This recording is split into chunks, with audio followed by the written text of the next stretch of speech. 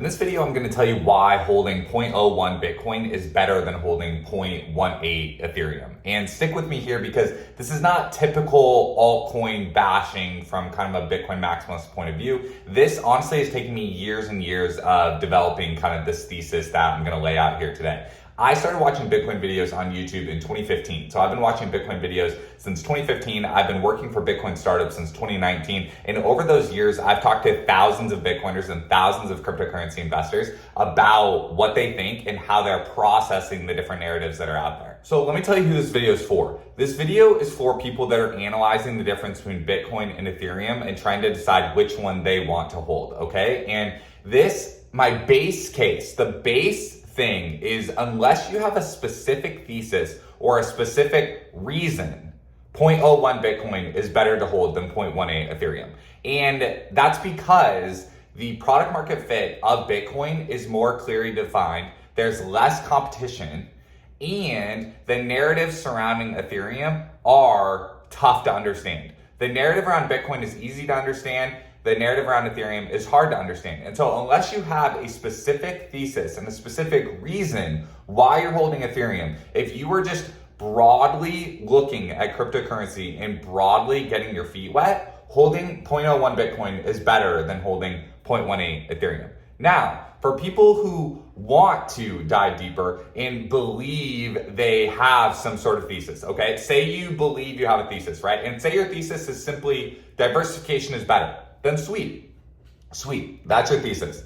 Then here's your homework, okay? There's a podcast called The Gwart Show, okay? I talked about it like 3 videos ago, didn't do that great, but here's what you need to do. If you hold that thesis that diversification is better and so holding 0.18 Ethereum is better than holding 0.01 Bitcoin, you need to go listen to episode 1, which talks about the development roadmap of Bitcoin. And then you need to go listen to episode 2, and that talks about Solana versus Ethereum. And then you need to go listen to episode 3, which talks about the development roadmap of Ethereum and the current issues that they're dealing with, okay? All of these things are software. All of these things are simply software, and you are choosing and trying to figure out which one is better to hold, 0.01 Bitcoin or 0.18 Ethereum.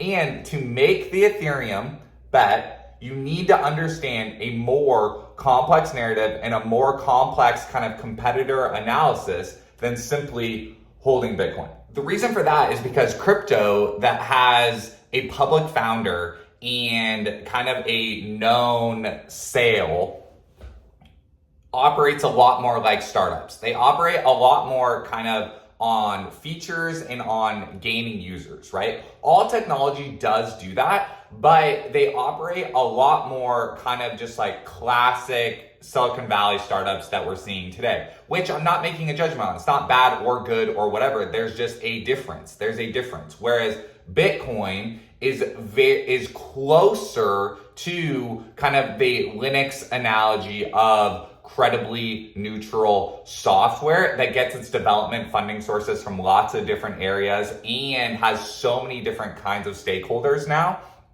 and it doesn't have a known founder. So its known founder is presumably not alive and has never spent their tokens. And so for whatever reason, even not about the token part, not having a leader gives it a leg up on the neutrality layer. So again, when you're analyzing the entire world, like the entire world is playing this game of what is cryptocurrency, which one do I, so if you even make the leap of what is cryptocurrency and you're interested in getting involved, then the next level of 0.01 Bitcoin versus 0.18 Ethereum comes down to what are the fundamentals of each of these things. And that takes hours and hours and hours of watching videos. Like this is just scratching the surface of it, but we're just boiling it down to realizing, understanding that Bitcoin is finding product market fit as being the global money.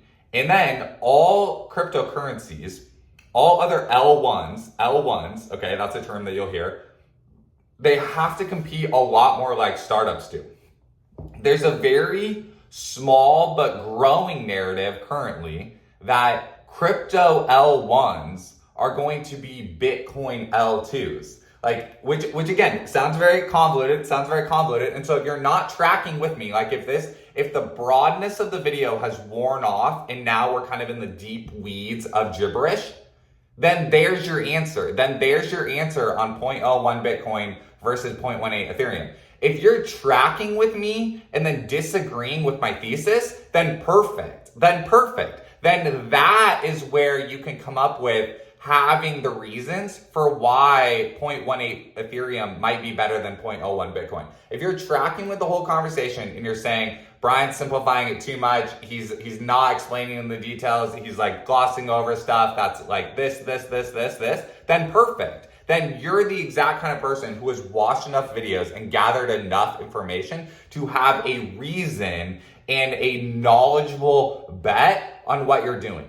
If you're not to that point yet, then 0.01 Bitcoin makes the most sense as you continue to generate your thesis on what Bitcoin is doing, what Bitcoin's product market fit is, and what is Ethereum doing, and who are Ethereum's competitors, and do I agree with the direction of the Ethereum roadmap, right?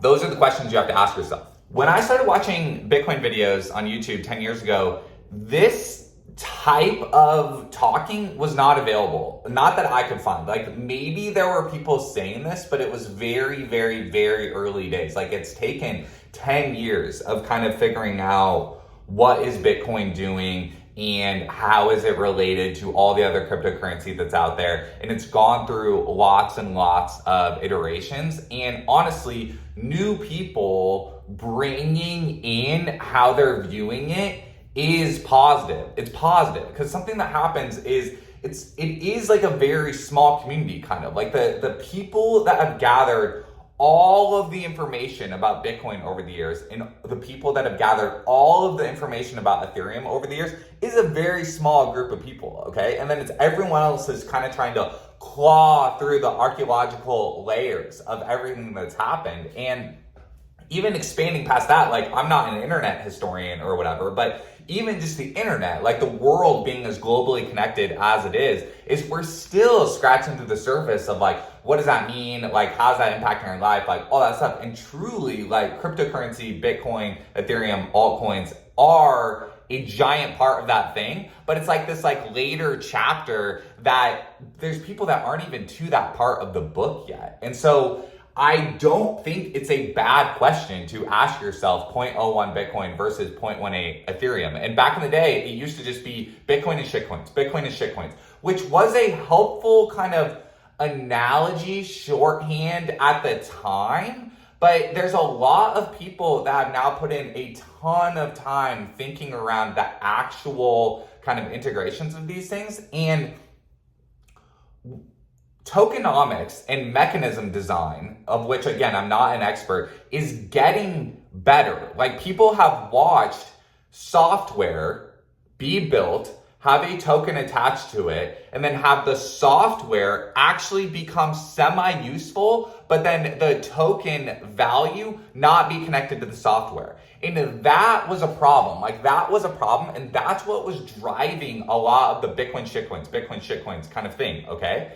And now we've just now gotten enough years under our belt to kind of analyze that's bad tokenomics, that's bad mechanism design, and we're starting to watch the crypto L1s compete against each other and really get years under their belt, while also Bitcoin continuing to do its thing. And so that whole thing is happening live right now. And you, if you're going to choose to invest in crypto L1s, should be tracking that while at the same time understanding Bitcoin's place in the pie as well.